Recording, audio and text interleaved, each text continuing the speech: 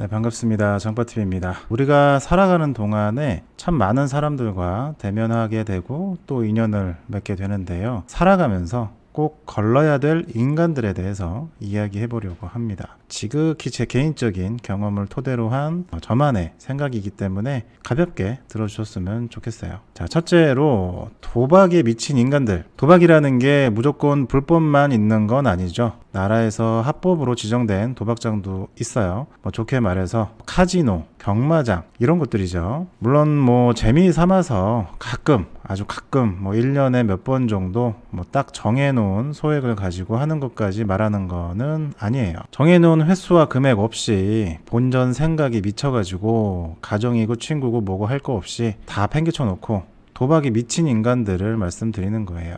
영화에서나 도신이니 타짜니 뭐니 하면서 멋있게 표현을 하지 사실상 현실에서는 그냥 페인이죠. 여러분들은 강원도에 있는 카지노 가보셨나요? 저는 살면서 딱 2번 가봤었는데 한 번은 지인 따라갔다가 30분 만에 30만 원 잃고 몇 시간 동안 구경만 하다가 돌아왔던 기억이 있고, 두 번째로는 아는 사람 출입금지 시킨다고 따라갔었는데 가족 구성원이라면은 아예 출입하지 못하게 금지 신청을 할 수가 있더라고요. 출입금지 신청을 한 가족이 다시 풀지 않는 이상은 더 이상 입장을 할 수가 없어요. 오죽했으면은 가족이 가가지고 금지 신청을 했겠습니까? 그쵸? 카지노 들어서면은 엄청 화려해요. 번쩍번쩍 조명도 화려하고 음료수는 무제한으로 먹을 수 있고 또 멋있어 보이는 빠칭코 기계들에 말끔하게 차려입은 딜러분들이 고객들 상대로 해가지고 카드게임 하고 있는 거를 멀리서 지켜보면은 마치 새로운 나라에 온 것 같은 착각이 들 정도로 굉장히 화려합니다. 카드게임도 굉장히 단순해가지고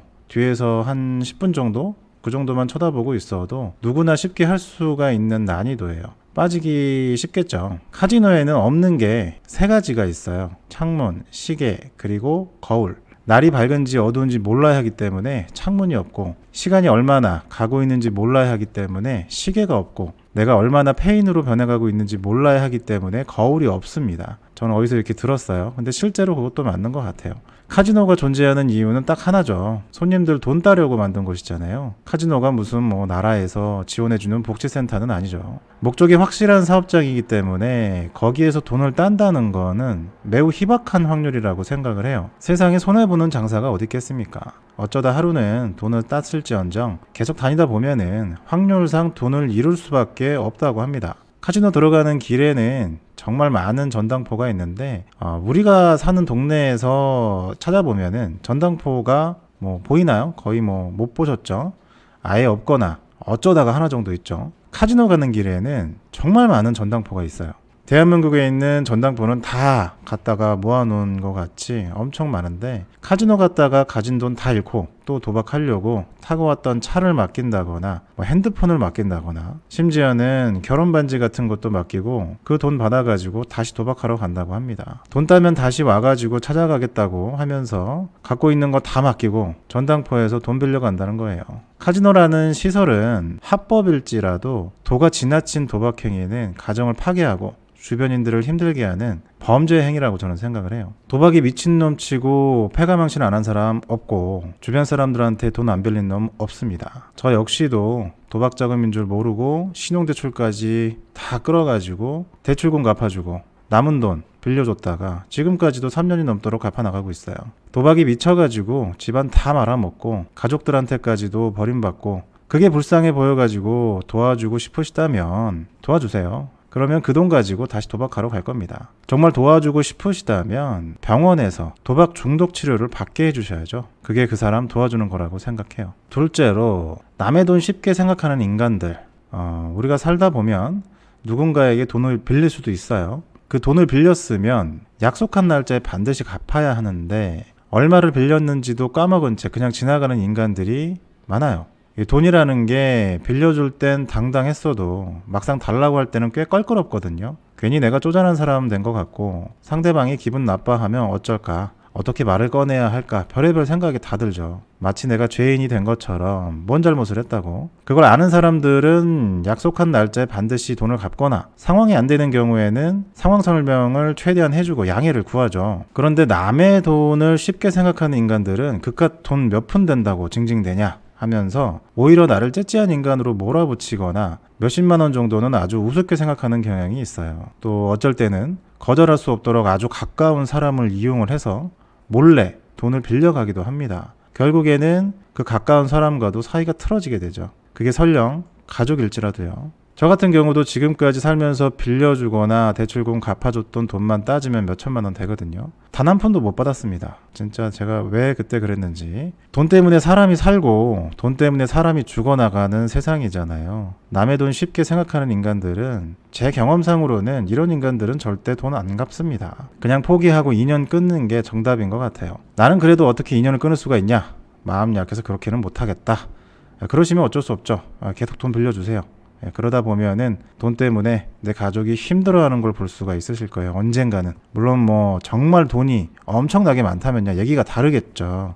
그런 분 계시면 저한테 연락 좀 부탁드리고요. 셋째로, 종교에 미친 인간들. 신앙이 안 좋다고 하는 건 절대 아닙니다. 저도 어렸을 때 교회에 10년 넘게 다녔었고 성가대까지 했었어요. 지금은 무교이긴 하지만 뭐 굳이 얘기하자면 불교라고 할 수 있을 것 같고요. 가끔 답답하고 그럴 때 인천 송도에 있는 흑륜사라는 절이 있는데 거기 가서 촛불도 켜고 부처님께 절도 하고 몇천 원이라도 시주하고 오고 그러거든요. 그럼 마음이 편하더라고요. 제가 말씀드리고자 하는 거는 종교에 너무 심취가 돼서 주변 사람들에게 피해를 주는, 그러니까 오로지 자기 신앙에만 미쳐가지고 진짜 종교인들 욕먹이는 인간들이에요.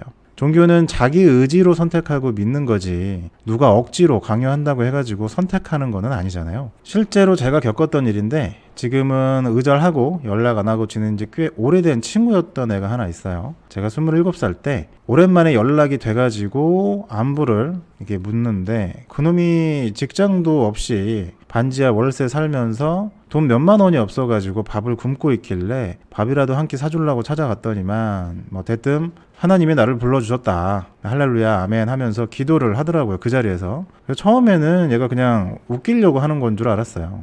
그런데 밥 먹는 내내 교회 한 번만 같이 가자고 하는 거예요. 그래서 너무 부탁을 하길래 뭐 한 번 정도는 갈 수가 있잖아요. 그래서 그냥 가벼운 마음으로 갔었는데 무슨 장로교회 그랬었어요. 경기도 안양에 있었고 상가 건물 지하에 있었습니다. 막상 들어갔더니 엄청 저를 환영해 주더라고요.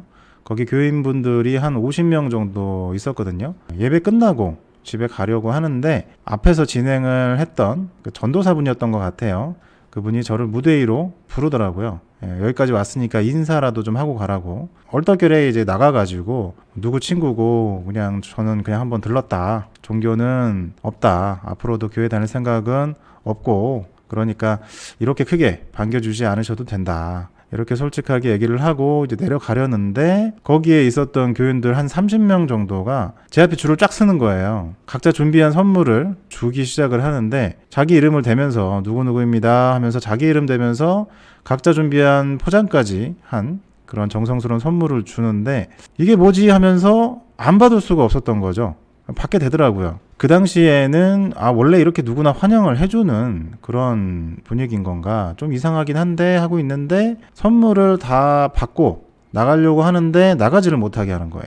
거기에 전도사라는 그 분이 오셔가지고 설교가 시작이 되는데 한 30분 정도 했을 거예요. 근데 그러고 나서 또 나가려고 하는데 목사님이라고 하시는 분이 또 오셔가지고 다시 또 설교를 하기 시작을 하는데 나가려면 붙잡고 그렇게 겨우 1시간 만에 겨우 나왔던 것 같아요. 못 나가게 계속 잡는데 그때는 좀 무섭더라고요. 그 다음 날부터 그 친구놈한테 일주일에 몇 번씩 전화가 오기 시작을 하는데 하는 말이 전화할 때마다 똑같습니다. 교회 다녀야 한다. 예수님 믿어야 한다. 회개해야 한다. 그러다 지옥 간다. 우리는 태어날 때부터 죄인이었고 너는 지은 죄가 많아서 어렸을 때부터 그렇게 힘들게 산 거다. 너네 부모님도 죄가 많으시니까 가정이 형편이 어렵고 힘들게 사는 거다. 교회 나와서 회개하고 예수님 믿어라.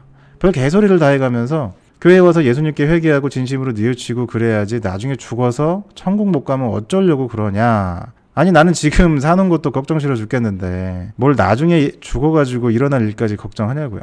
뭐 종교를 전도하는 거야. 이해할 수 있어요.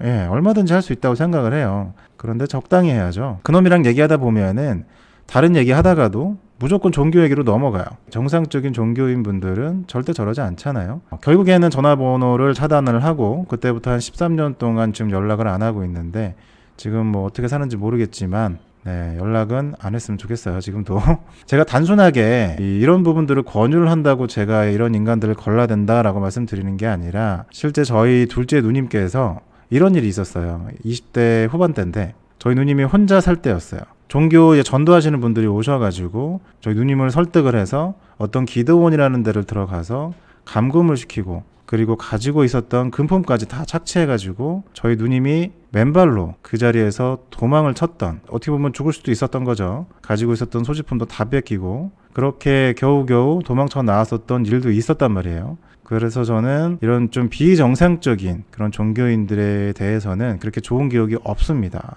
이런 사람들 때문에 정상적인 종교인분들이 욕먹는 게 아닌가. 또 현실적으로도 금전적으로 많은 피해를 입을 수도 있고 신변이 위험한 상황에 놓일 수도 있기 때문에 이런 인간들은 걸러야 하지 않나 말씀을 드려봅니다. 아무튼 이외에도 걸러야 될 인간들 많이 있겠죠. 또 누가 있을까요? 결론은 회개는 너나 해라. 네, 감사합니다.